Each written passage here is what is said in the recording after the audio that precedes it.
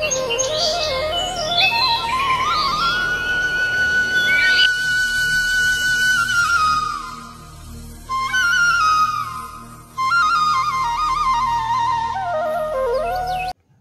Morning, কেমন আছো সবাই? আবারও নতুন একটা দিনে নতুন ভিডিওতে আমি সাথে সবাইকে ওয়েলকাম জানাচ্ছি। আজ হচ্ছে সোমবার, আর সকালবেলায় আজ একটু উঠতে দেরি হয়ে গেছিলো, জানি না কী কারণে। তবে সত্যি কথা বলতে কি, সকালবেলা না একটা স্বপ্ন দেখছিলাম, সেই স্বপ্ন দেখতে দেখতেই আমার ঘুমটা ভেঙে গেল। তো এই স্বপ্নটা হচ্ছে একজনের সাথে আমার অনেক দিন দেখা হয় না, অনেক দিন মানে কি অনেক মাস বলতে পারো। সে বিয়ের আগে আমার খুব কাছের একজন বন্ধু ছিল। তো সেই মানে যখনই আমরা কোথাও যেতাম, তো ওই আমার একমাত্র সঙ্গী ছিল। ওর সাথে অনেক বিয়ের আগে যেটা হয় আর কি, অনেক মনের কথা ওর সাথে শেয়ার করতাম। কিন্তু বিয়ের পর ও কেমন যেন পাল্টে গেছে।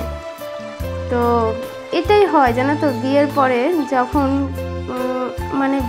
যখন তার হাজব্যান্ডটা যে পদে কাজ করে, ঠিক আছে, সেই অনুযায়ী তার জন্য ঘ্যামটা বেড়ে যায়। এইটা আমি বিয়ের পরে বুঝেছি। মানে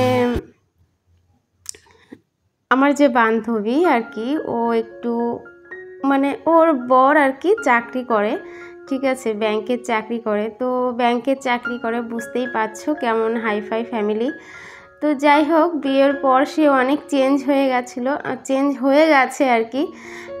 আমার সাথে এখন আর কোনো সম্পর্ক নেই, ঠিক আছে। তারই স্বপ্ন দেখছিলাম ভোরবেলায়, যে তার সাথে আমার দেখা হয়েছে, কথা হচ্ছে। তো এই স্বপ্ন দেখতে দেখতেই আজকে সকালটা আমার অনেক দেরিতে হয়েছিল আর কি। এই গরম পড়াতে সকাল 6টা, কোনো দিন 6:45-6টার মধ্যে ঘুম থেকে উঠে যাচ্ছি। তো আজ ওই যে স্বপ্ন দেখতে দেখতে আমার যে এত লেট হয়ে গেছে উঠতে, 7:20-তে ঘুম থেকে উঠেছি। তো যাই হোক, ঘুম থেকে ওঠার পরে না আমার নিজেকে একটু ঠিক করতে 1 ঘন্টা সময় লাগে। কেমন বলো তো, সকালবেলায় চা খাওয়া, একটু মোবাইল ঘাটাঘাটি, মানে কোথায় কি হলো না হলো একটু নাড়াচাড়া না করলে আমার ঠিক মনটা ঠিক ফ্রেশ লাগে না কাজ করতে। তো এই করতে করতে আমার 1 ঘন্টা কেটে যায়। তো তারপরে আমি একটু নিশ্চিত হয়ে আমি মানে সংসারের কাজে হাত দিতে পারি। তো যাই হোক, আজকে অনেকটা দেরিতেই সংসারের কাজগুলো শুরু করেছি। আর হচ্ছে সকালবেলা চাটা তো খাওয়া হয়ে গেছে। লেট করে উঠলেও সকালে আমাকে একটু চা খাওয়ার সময়, একটু মোবাইল ঘাটার সময় আমাকে দিতেই হবে, না হলে আমার মনটা ঠিক ফ্রেশ লাগে না। এটাই হচ্ছে আসল ব্যাপার। আমি 8টায় উঠি কিংবা 7টায় উঠি, যখনই উঠি না কেন আমাকে একটু নিজেকে একটু ফ্রেশ করতে টাইম দিতে হবেই, ঠিক আছে, না হলে আমি কাজে ঠিক মন বসাতে পারি না। এটা হচ্ছে আসল ব্যাপার। জানি না আর কার সাথে কি হয়, তো আমার তো এটাই ঘটে আর কি আজকাল। তো যাই হোক, আজকে মেয়ে স্কুলে যায়নি, ও শরীরটা বলছিল পেটে ব্যথা করছে আর কি, পেটের সমস্যা। যাই হোক, সেই কারণে ও বাড়িতেই ছিল। আর এমনিতেও আমার কয়েকদিন ধরে মনটা খুব একটা ভালো নেই, ঠিক আছে। তো সেজন্য না আজকে আর ভিডিও করার ইচ্ছা না থাকলেও ভিডিওটা শুরু করেছিলাম। তো আমার মেয়ে যেহেতু বাড়ি ছিল, তো ওকে বললাম প্রতিটা কাজে আজকে প্রতিটা ভিডিওর ক্যামেরায় আজকে আমার মেয়ে ধরে দিয়েছে। তো যাই হোক, সেই কারণে স্ট্যান্ডে আর লাগাতে হয়নি। আর সত্যি কথা বলতে কি, স্ট্যান্ডে মোবাইলটা লাগিয়ে আবার চালিয়ে দিয়ে আবার দেখতে হয় যে ঠিকঠাক ভিডিওটা শ্যুট হচ্ছে কিনা, দেখতে হয় কিন্তু। আর আরেকজন সঙ্গে যদি থাকে তাহলে আর সেই টেনশনটা থাকে না। তো যাই হোক, ঝট করে কাজটা করে নিয়ে যায়। তো সকালের খাওয়া দাওয়া শেষ, এই যে 3 জনে মিলে একটু এক জায়গায় বসে ইয়ার্কি ঠাট্টা হচ্ছিল। তো এই মুরগির বাচ্চাটা আজ না হলেও 12-13 দিন হবে আর কি, এই আমার ছেলে বায়না করে কিনেছে। তো এখনও বেঁচে আছে। আগে একটা মুরগির বাচ্চা কিনেছিল, সেটা 2 দিনেই মারা গেছিলো। তো এই বাচ্চাটা দেখছি এত চটকা চটকি করার পরেও এই বাচ্চাটা এখনও সুস্থ সবল আছে, আর বেশ ভালোই হেঁটে চলে বেড়াচ্ছে, খাচ্ছে দাচ্ছে। ঠিক আছে। তো সব সময় তো মুরগির বাচ্চাটাকে নিয়ে আমার ছেলে খেলা করছে, আর দেখো কিভাবে ধরছে, এইভাবেই সবসময় চটকাচটকি করে, ঠিক আছে। আর এই যে মুরগির বাচ্চাটার জন্য যে কি খুশি ছেলে, তোমাদেরকে কি বলবো, আমি তো কিছুতেই পছন্দ করি না, মানে আমার একদমই পছন্দ, এমনিতেই তো কাজ করার সময় পাই না, মানে আরও এইসব মুরগি নিয়ে আসলে তো ঘরবাড়ির অবস্থা বুঝতে পারছি, এখানে একটু ওখানে একটু করে রাখে, সেগুলো পরিষ্কার করতে হয়। এর জন্য ওকে বলি সবসময় আটকে রাখ। তো মাঝে মাঝেই একটু বের করে একটু খেলাধুলা করে, আবার আর কি ঢুকিয়ে রেখে দেয়। তো দেখো সকালে তিনজনের মিলে বাহানা হচ্ছে বসে বসে, আর সেটাই তোমাদের সাথে কিছুটা ক্যাপচার করে দেখালাম যে তিনজনে মিলে এক জায়গায় থাকলে কি করি আর কি। আর তারপরে দুপুরে রান্না করতে হবে, চাই চলে এসেছি ছাদে, আর এই মুহূর্তেও মেয়ে মোবাইলটা ধরে দিচ্ছে। তো যাই হোক, আজকে সারাদিনটা একটু ক্যামেরা ধরার থেকে একটু মানে আমি রিল্যাক্স পেয়েছিলাম। আর এই দেখো তুলে নিয়েছি আজকে বাগান থেকে ছেঁচি শাক, টমেটো, দেখো পেকে গেছে টমেটো, দেখেছো পাকা পাকা টমেটো, সাথে একটা ছোট্ট বেগুন পেয়েছিলাম, তো বেগুনটাও তুলে নিলাম। কয়েকদিন আগে তোমাদের দেখিয়েছিলাম যে আমাদের বাগান থেকে কিন্তু ধনে তোলা হয়েছে, তো সেই ধনেটা শুকিয়ে গেছে, তো সেটাই আর কি মানে ছাড়াতে হবে।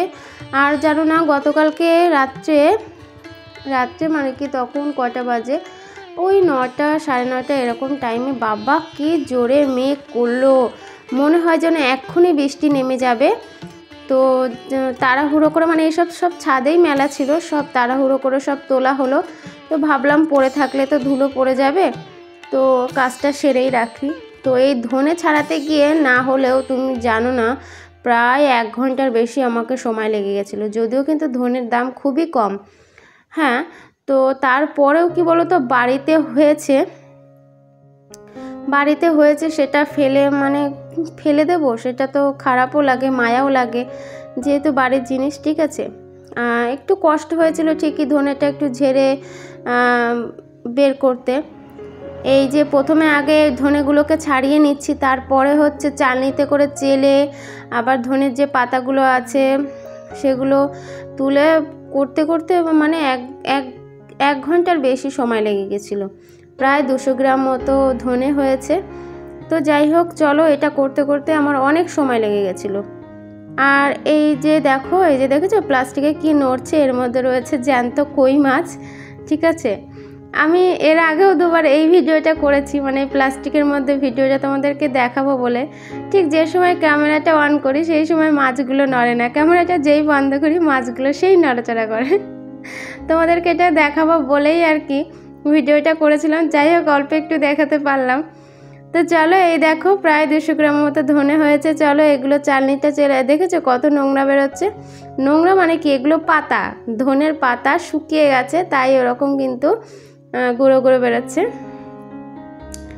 আগের দিনের মতো আজকেও একটা কাণ্ড ঘটিয়ে ফেলেছি, সেটা হচ্ছে জানি না কয়েকদিন ধরে আমার সাথে কি হচ্ছে, এমনিতেই তো মন মেজাজ খারাপ, ঠিক আছে, তারপরে আমার সাথে একটার পরে একটা অঘটন ঘটেই চলেছে, জানি না এর থেকে বড় কি হতে চলেছে, ঠিক আছে।